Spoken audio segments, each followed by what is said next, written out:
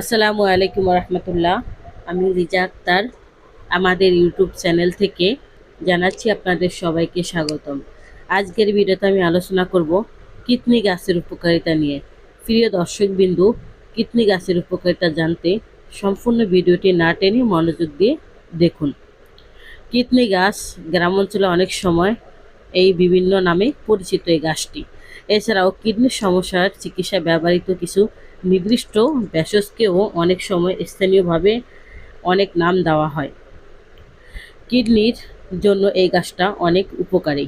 কিডনির পাথর ও মূত্রনালীর সমস্যা এই গাছের মূল বা পাতার রস কিডনির পাথর দূর করতে এবং প্রস্রাবের জ্বালাপোড়া বা সংক্রমণ কমাতে সাহায্য করে বলে অনেক ভেষজ বিশেষজ্ঞ দাবি করেন। চর্মরোগ নিরাময়ে একজিমা, দাঁত বা চুলকানির মতো চর্মরোগে এই গাছের পাতা বেটে প্রলেপ দিলে বেশ উপকার পাওয়া যায়। শ্বাসকষ্ট ও হাঁপানির জন্য এই গাছের মূল বা পাতা শুকিয়ে গুঁড়ো করে সেবন করলে শ্বাসকষ্ট উপশমে সাহায্য করে। সর্দি ও কাশির জন্য এই পাতার রস সর্দি, কাশি, জ্বর কমাতে ব্যবহৃত হয় এবং এটি কফ নরম করে শরীর থেকে বের করে দিতে সাহায্য করে।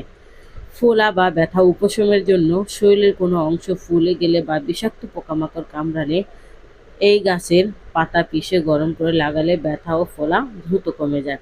সতর্কতা: যে কোনো ভেষজ উদ্ভিদ সরাসরি ওষুধ হিসাবে ব্যবহারের আগে বিশেষজ্ঞ আয়ুর্বেদ চিকিৎসকের পরামর্শ নেওয়া জরুরি, কারণ এর মাত্রাতিরিক্ত ব্যবহার শরীরের ক্ষতিকর হতে পারে।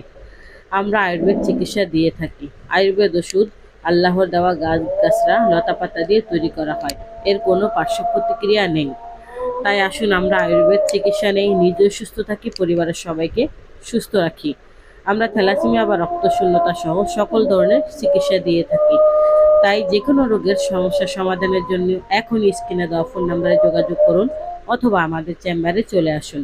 আমাদের চেম্বারের ঠিকানা হলো কাউন্দিয়া বাজার, দিয়াবাড়ি ঘাট, ঢাকা মিরপুর ১। প্রিয় দর্শকবিন্দু, এত সময় আমাদের সাথে থাকার জন্য আপনাদের সবাইকে অনেক অনেক ধন্যবাদ। আজ এ পর্যন্তই। সবাই ভালো থাকেন, সুস্থ থাকেন। দেখা হবে পরবর্তীতে নতুন কোনো ভিডিও নিয়ে। আসসালামু আলাইকুম রহমতুল্লাহ। আল্লাহ হাফেজ।